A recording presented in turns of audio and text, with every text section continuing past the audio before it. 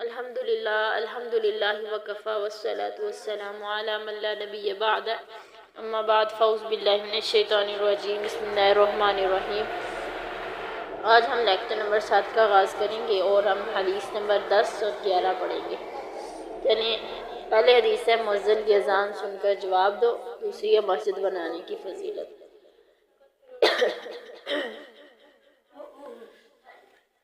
ان عبداللہ بن عمر بن عاص، حضرت عبداللہ بن عمر بن عاص سے روایت ہے، کالا کہتے ہیں کالا فرمایا رسول اللہ صلی اللہ علیہ وسلم، اذا سمعتم المؤذن، جب تم اذان سنو مؤذن کو دیتے ہوئے، فقولوا مثل ما یقول، کہو جیسے وہ کہہ رہا ہے، ثم صلوا علیہ، پھر مجھ پر درود بھیجو۔ کہ نبی صلی اللہ علیہ وسلم نے فرمایا جب تم مؤذن کو اذان دیتے سنو تو جیسے وہ کہہ رہا ہے ویسے پیچھے پیچھے کہو، پھر مجھ پر درود بھیجو۔ حدیث میں آتا ہے کہ نبی صلی اللہ علیہ وسلم نے فرمایا کہ جیسے مؤذن اذان دیتا ہے ویسے پیچھے پیچھے کہو، یعنی جیسے اللہ اکبر کہہ رہا تو ہم پیچھے پیچھے کہیں گے۔ جب وہ حی علی الصلاۃ کہے گا تو ہم کہیں گے لا حول ولا قوت الا باللہ۔ جب حی علی الفلاح کہے گا تو ہم پھر کہیں گے لا حول ولا قوت الا باللہ۔ ٹھیک ہے، تو نبی صلی اللہ علیہ وسلم نے فرمایا کہ جس نے اذان کے بعد یعنی اذان کے مؤذن کی اذان سن کے ویسے پیچھے پیچھے جواب دیا، پھر نبی صلی اللہ علیہ وسلم پر درود پڑھا، یعنی درود شریف پڑھا، درود ابراہیمی، اس کے بعد دعا پڑھی اللہم رب هذه الدعوة التامة والصلاة القائمة آت محمدا الوسیلة والفضیلة وبعثه مقاما محمودا الذی وعدتہ۔ یہ والی دعا جس نے پڑھی تو نبی صلی اللہ علیہ وسلم نے فرمایا اس پر میری شفاعت جو ہے نا وہ لازم ہو گئی۔ تو یہ دعا لازمی پڑھا کریں، سنت پہ عمل کرنے کی کوشش کیا کریں۔ ایسے چھوٹی چھوٹی سنتوں پہ ہم عمل کریں گے تو قطرے قطرے سے دریا بن جاتا ہے۔ تو آگے ہے کہ نبی صلی اللہ علیہ وسلم نے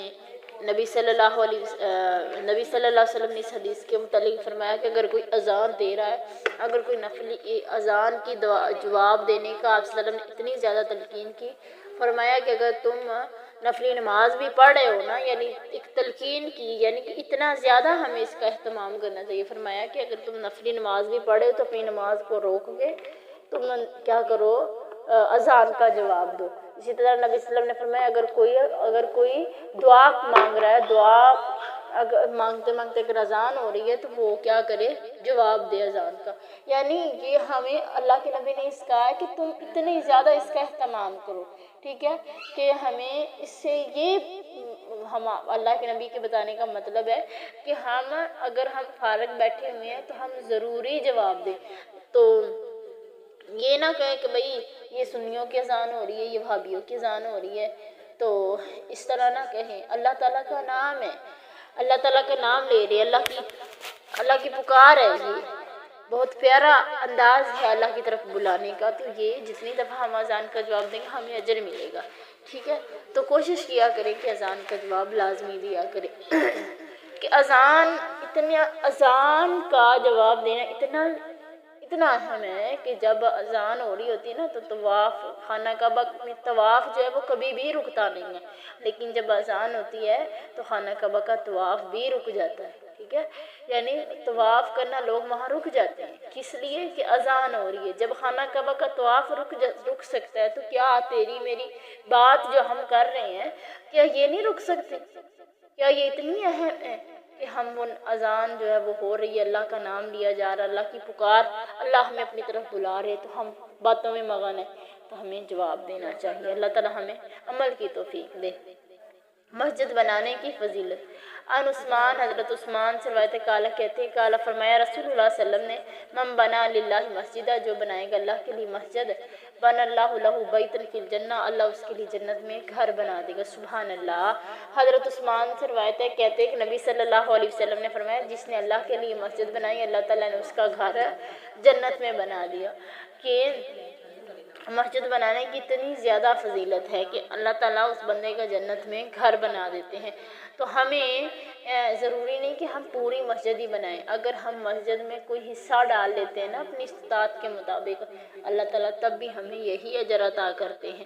تو اس لیے ہمیں جب بھی مسجد کی کوئی چیز خراب ہو، ہمیں خوشی سے جو ہے نا مسجد میں چیز بنا کے دینی چاہیے، مسجد کی چیز بنانی چاہیے، مسجد میں جھاڑو رکھوانا چاہیے، مسجد کا بل آیا بل کو جو ہے نا ہمیں احسن انداز میں دینا چاہیے، اور اسے خوشی خوشی قبول کرنا چاہیے۔ یہ نہیں کہ ہم جو ہے نا ناپسند کرتے ہوئے سمجھتے ہوئے ہم کیا نا یہ کریں کہ بھئی مجبوری سمجھتے، مجبوری نہیں بلکہ نیکی سمجھتے ہوئے کریں گے تو انشاءاللہ اللہ تعالیٰ جنت میں ہمارے گھر بھی بنائے گا۔ آج کا سبق اتنا ہی، آگے انشاءاللہ ہم کل کریں گے۔